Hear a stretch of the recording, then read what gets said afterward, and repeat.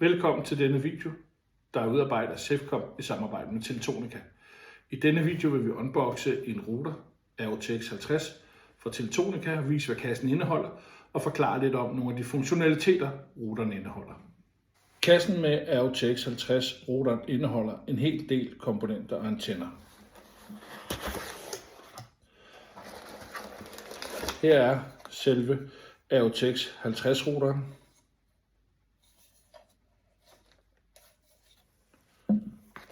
To styks Wi-Fi antenne,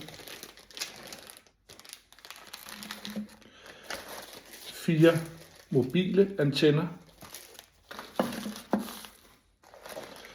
en GPS antenne,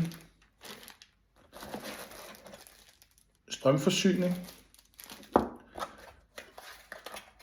et LAN-kabel,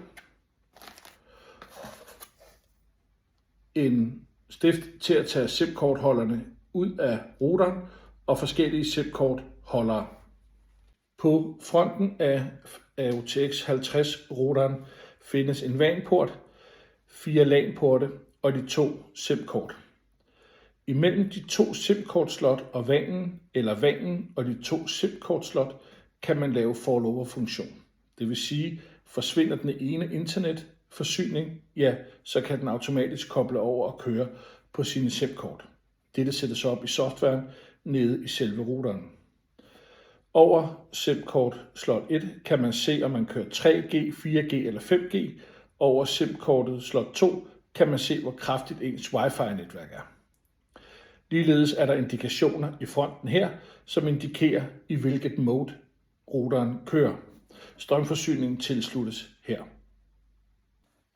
På bagsiden af routeren findes de 4 mobile antennetilslutningssteder, antennetilslutningssted til GPS-antennen og til de 2 Wi-Fi-antenner.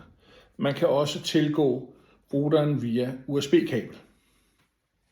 Vi har nu monteret alle antennerne og strømforsyningen på vores RTX 50.